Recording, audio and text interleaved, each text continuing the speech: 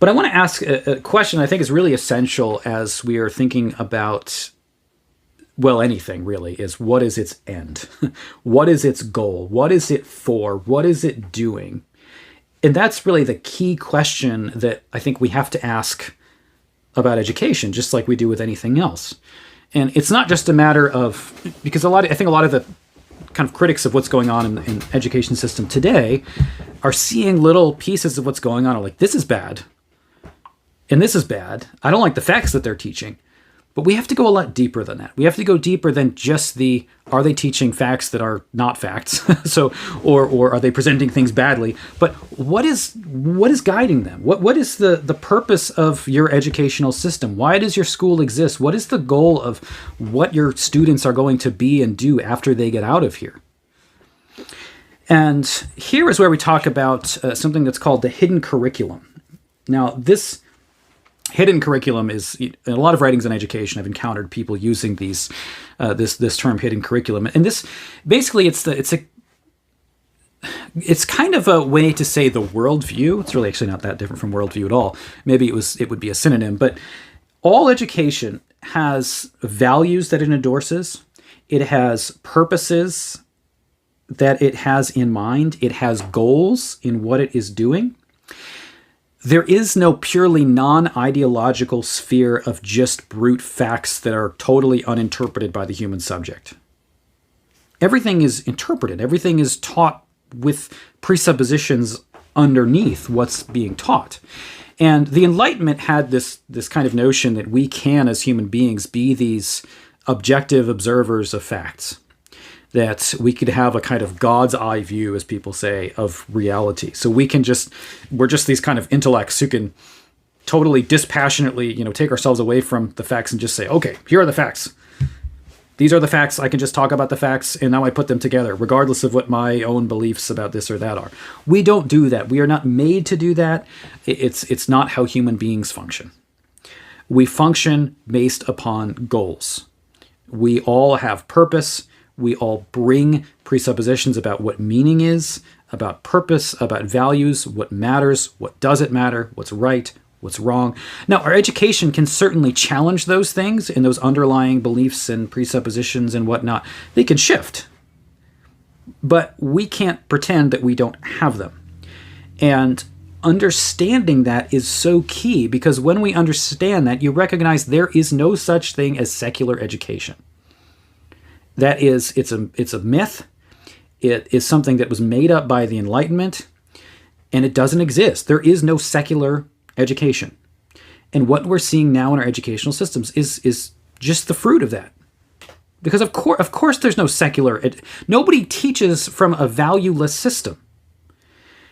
And so if you're not going to teach the values of one religion or another religion, something's going to take its place, right? Like we are oriented toward something that is good. If you're a teacher, you want something for your students. There has to be some kind of good that you desire for your students. That's what motivates you to teach. So it motivates you to do anything in life. We're motivated by purpose and meaning. So what is the purpose? Now, what you see these, teachers on TikTok who are coming out to their students and doing all sorts of wild things. What they're doing is saying, this is my meaning and purpose. They've interiorized it because they've lost all sense of any outward meaning and purpose, because the world is just random chaos and just all self-interpreted. So what do? Well, I want to have purpose in my role, so I need to bring purpose to my students. Well, how do I do that? Well, I found it within me through this radical gender ideology that I've developed, so now I'm going to bring it to my students because we want them to have meaning and purpose. Of course we do. That's how we function. So if you get rid of any classical Christian or whatever, it could be any other religion as well, but when you get rid, of course I think Christianity is the right one, but my point is you have a religion, regardless if it's a formal religion or you're teaching New Age, whatever it is, you have some kind of faith, you have some kind of religion, because you have a value system that you are imparting to your students. Even if it's an Enlightenment materialistic atheism, you are bringing those presuppositions and that understanding of the world to your students. You have to, if that's what you believe, because it forms how you think. This is why atheists, all the new atheists were so passionate about their atheism. Because the reality is, if there's no meaning or inherent purpose in anything, it's all just self-made. Who cares if other people aren't atheists or believe things that are crazy? There's no value in truth over untruth. Who cares? Because there's no value in anything.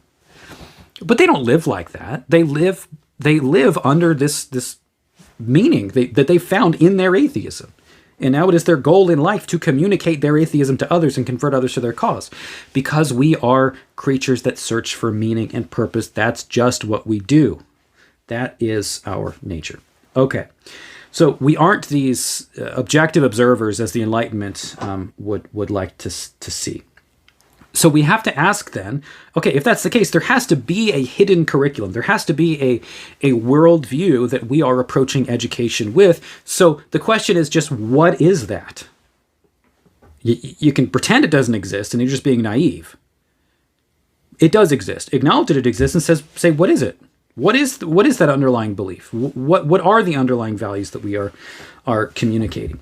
Now, there are a number of different answers to this, and I'm going to summarize this rather quickly because I'm running out of time here. And I could do, if you want me to, if people like this, I'll do another one. Okay, but the foundations of what we call progressive education. Now, progressive education, I'm not talking about just contemporary progressivism, but we're talking about the development of educational movements throughout the 20th century, that you have the rise of industrialization. And with the rise of industrialization, a lot more people are, working in factories. They are working at producing things. There's an emphasis on both production, but also consumption. You want people to buy stuff because the more you buy stuff, the more other people have jobs in order to produce stuff. And the more that they produce more stuff, the more money the heads of those production companies get and the wealthier they get. This is why you have the insane wealth gap in the end of the 19th century with what they call the Gilded Age, where you have these it's insane, the gap, the wealth gap between the industrialized workers and then the owners of those plants. And it's actually my favorite. I love that era. I love reading about that era. It's such a fascinating read to see the dynamics and abuses of the upper class then. Anyway, Edith Wharton is my favorite author, and she writes about all that stuff all the time. But with industrialization then, what we start to prize as good is production, because it benefits the world. New technologies, people are buying stuff, people are happier when they have more stuff. And that means that education, if it's going to serve society best, is going to produce good workers, because society is formed around buying and selling. And if you want people to do well in that society, to help that society, they must be also good at buying and selling. And there then comes a shift in education, where education is no longer about the formation of character in the person, as someone like Luther would clearly say. But this is just classical education as well. I mean, this is in the ancient Greek philosophers, and throughout the Middle Ages, this is emphasized too. But there's a consistent testimony to education being for the purpose of the development of individual character. But now it's about job, about careers. And this is also the case because you start to have some flexibility in terms of what your career is. Now there's freedom in choosing a career. In the past, largely, and it depends on the society and depends on what vocation you want, but largely you don't have a lot of mobility in terms of choosing what your job is going to be. I mean, even like pastors, it was often expected, hey, you're a pastor, your kid's a pastor, their kid's a pastor, their kid's a pastor. So you have this line of pastors. Or you grow up on the farm and you learn to farm. In agricultural communities, this still happens much more. But in more industrialized communities, you don't have this as much. You have a lot of social mobility. You can kind of bounce between this job and that job, and people can change jobs every couple of years. So you're now not thinking, well, of course I'm going to be a farmer with my dad, so that's what you're going to do. You've got that part of your life settled, but you want to go to school too. You're learning, and you may think, I want to go to college and maybe get a degree in business agriculture or something that I can use to help my work on the farm or whatever. But you're doing it for the purpose of something you already have in place. Of course, when there's more mobility, now you're thinking, I need to get educated so I can figure out what my job is going to be, and then get educated for that job so I can make money, so I can provide for my family, so that I can survive in the world. So the focus totally shifts. And this eventually leads to the humanities really disappearing altogether. I mean, the humanities, they're not productive.